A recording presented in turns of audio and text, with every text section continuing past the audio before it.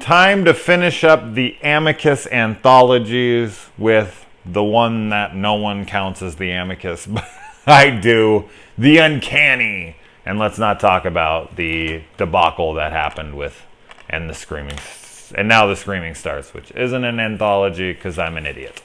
Oh well, but it is an Amicus production, so at least I wasn't completely off base.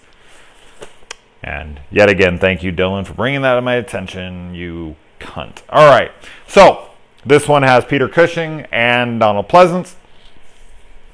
And let's go to the wraparound. Obviously, spoilers from here on. This movie starts with one of my biggest pet peeves in any movie ever, is when it just says present day instead of the year or the month or whatever. You don't even have to say the year, just say like what month it is, or don't say anything at all. Why modern day? Or like present day. Present day. That is annoying as hell. I think this one actually says present time, but come on. Just, that's stupid. It's going to date your film instantly. It's like, Friday the 13th. Friday the 13th, present day. It's like, no, it isn't. When I watch it now, no, it isn't. Anyway, moving on. So, Peter Cushing is coming over to this guy's house to prove that cats are evil and will kill you. All of them. No, that's really it. All right, so, and then we move into segments. And these segments are his proof that cats are murderers. So the first one is a woman who wants to leave all the money in her will to the cats because she's a fucking crazy cat woman, and that's what crazy cat women do.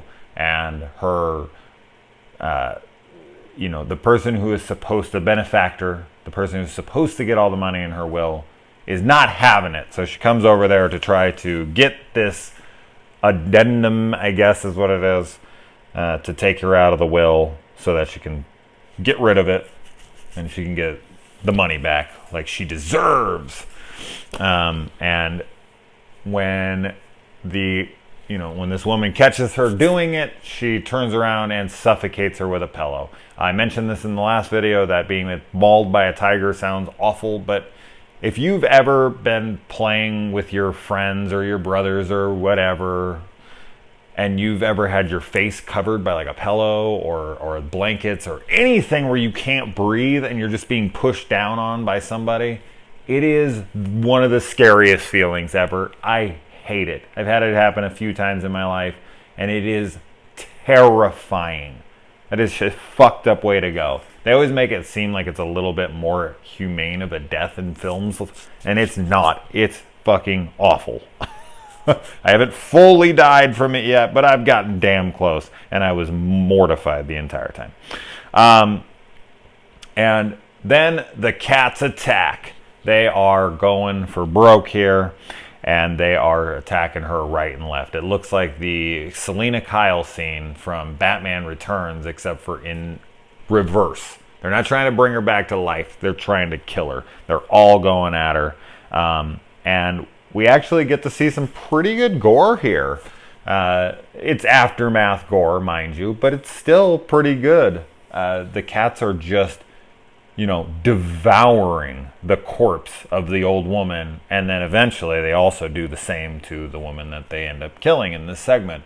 And when they find their corpses, they are maimed, man. They are ripped up, the whole works. So, and then, once they find the cats and once they find the bodies, the guy goes in the room and he gets killed by one cat with one swipe. And there's like no blood. Like supposedly it like got his freaking jugular artery. And it's like, there's no blood. And he bled out that fast. And one cat's scratch opened up his jugular. Come on now. All right, moving on to the second segment called Honey, I Shrunk My Sister to Save My Cat. Okay, that's not what it's called, but it's pretty much what it is. That's pretty much it. It's just this, sisters that are rivaling, and she wants to get rid of her cat, and so she conjures up a spell book and makes her sister small, like this freaking small, and then sicks the cat on her. and we get a lot of this old school, like, big, small stuff, like a big rat trap with some cheese on it and whatnot. Oh my God, the cheese looks so bad.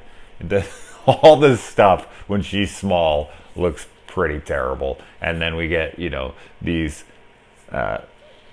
composite shots where she's sitting there and you know, they have the whole background with the cats coming at her and she's fighting the cat.